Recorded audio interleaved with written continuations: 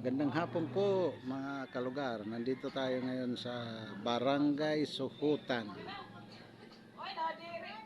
Nandito tayo sa isa kong kamag-anak.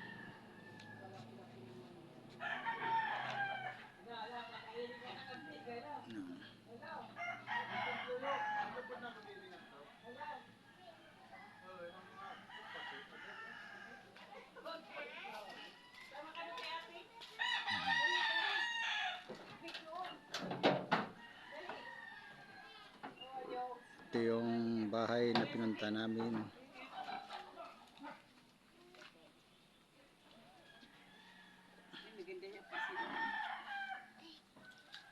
Ayun. Yan ang alaga nilang baboy.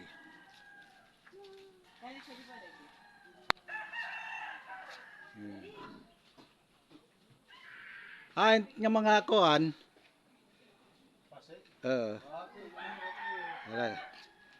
Punta natin yung biik ng kanilang malaking baboy.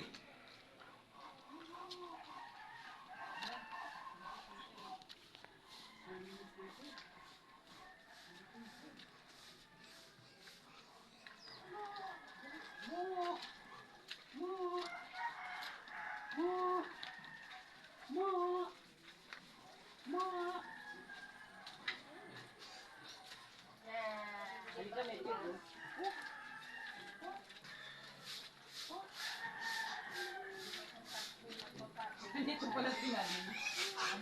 Parang kayo pa sinalim? Parang kayo pa sinalim? Parang ko pa budget. Bigyan natin yung dito. Ay, ang gaganda! Yun. Uy, yung ganda, oh! Isa kay siya dahil. Hindi ka nagkabili. Walang mahal. Hindi, nakakaglit. Okay, ang ganda nito, oh. 2, 4. Ilan yung walo? Wala ka sa kangad. Gagoy. Tataw banda may mata. Agoy. Glaba pa. Gaganda, oh.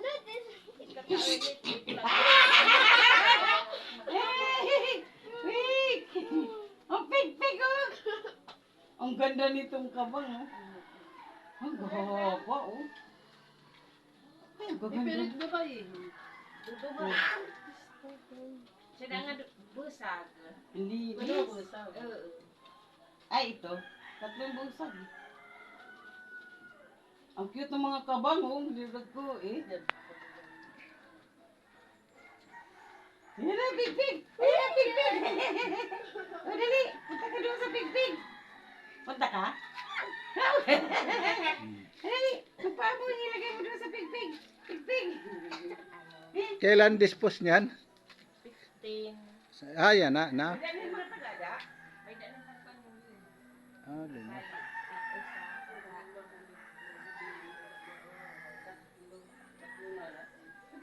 Gaya. Buwan na lang nganit. Ada. Sigurado. Ang pagkabala ka ng mga.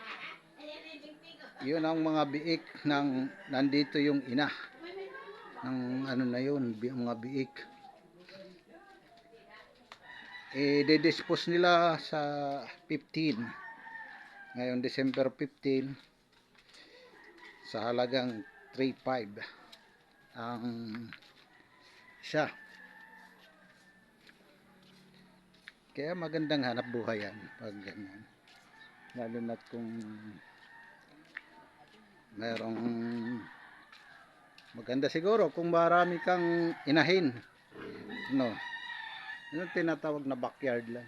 Backyard. Yun. Ito yung ina. Diba? Kaya ang lalaki ng anak eh. Yan ang ina ng mga 8 biik na yun.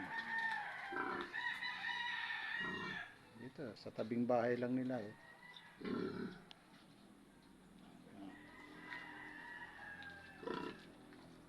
Kaya maganda talaga ang hanap buhay. Tiyagang kikita ka. Nandito lang sa tabi mo. Nakikita mo. Okay, sige. Hanggang dito lang muna mga kalugar. Hanggang sa susunod. Okay. Bye-bye.